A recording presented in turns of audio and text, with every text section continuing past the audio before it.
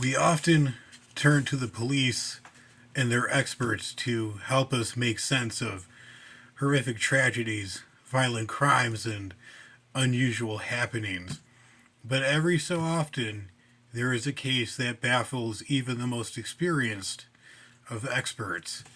One such case occurred in 1929 in New York City, more than half a century ago, which leaves more questions unanswered than answered.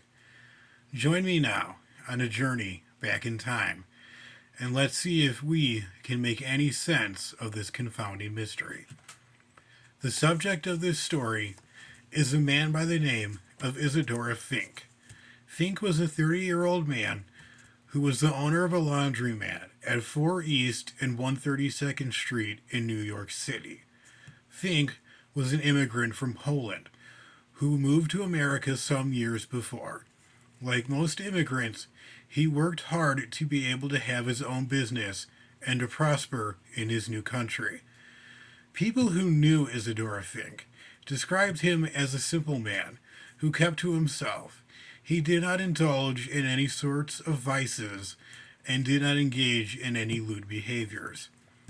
As Isadora Fink opened his laundromat on the day of March 9th, 1929, he had no idea that fate decided that it would be his last day on Earth. After a long and busy day at the laundromat, he finally decided to call it a day and closed up shop. He lived in a small apartment located above the laundromat, so he did not have far to go.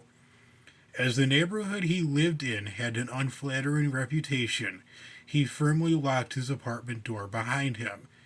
At about 10:30 p.m. later that night, a neighbor by the name of Mrs. Lachlan Smith alerted the police to the fact that she heard screams and the sounds of a struggle. This was then followed by the sound of 3 gunshots. When officers arrived, they found the door to Fink's apartment firmly locked from the inside. Because the officers could not gain entry via the front door, they decided to try a different way to get inside the apartment. They gained entry by lifting a small boy through the transom window that was located above the front door. Once the boy had opened the door and let the officers inside, they were greeted by a very unusual scene. They discovered Isadora Fink's body lying on the floor. He had been shot 3 times, twice in the chest and once in his left hand. All of the wounds had evidence of gunpowder burns. Strangely, nothing in the apartment seemed to have been moved, and everything was in this place. And there was still money in Fink's vest pocket and in the cash register that was located in the laundromat downstairs. The police began to speculate about what had happened. They first theorized that whoever had shot Fink entered through the transom window, but the window was only big enough for the small boy to squeeze through, and even if the shooter was of smaller proportions, why wouldn't he or she just exit through the front door? Another theory was that Fink was shot through the transom window, but the evidence of gunpowder burns on Fink's wounds indicated that he had to have been shot at a very close range. Also, the transom window had no bullet holes in it, nor did it show any signs of being damaged. And the final theory the police proposed was that Fink was ambushed and shot in the hallway. Running for safety, he made his way to his apartment and locked the door behind him, but the medical examiners determined that the 2 bullet wounds to his chest would have been immediately fatal. And even if they were not, Fink would not have had the time nor the coherent state of mind to do such a task. Not only was the front door locked, but all the windows of the apartment had been nailed shut from the inside. The only fingerprints that were found in the apartment were from Isadora Fink himself.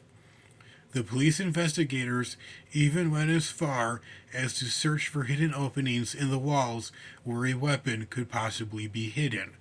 Fink's landlord, Max Schwartz, told the police that Isadora Fink had no known enemies whatsoever, and never got himself into any sort of trouble where he could have gotten himself killed. Despite combing the neighborhood for any sorts of clues and questioning many people who had any connection to Fink, they were unable to answer the basic questions of how Fink had been shot and why Fink had been shot.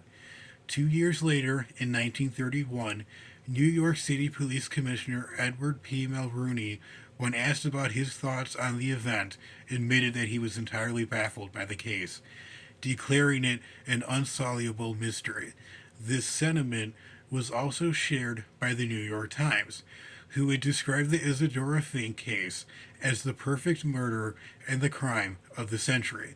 Somehow, someone had gained entrance to a locked apartment, shot and murdered Fink, and left through an exit that was not a door or a window.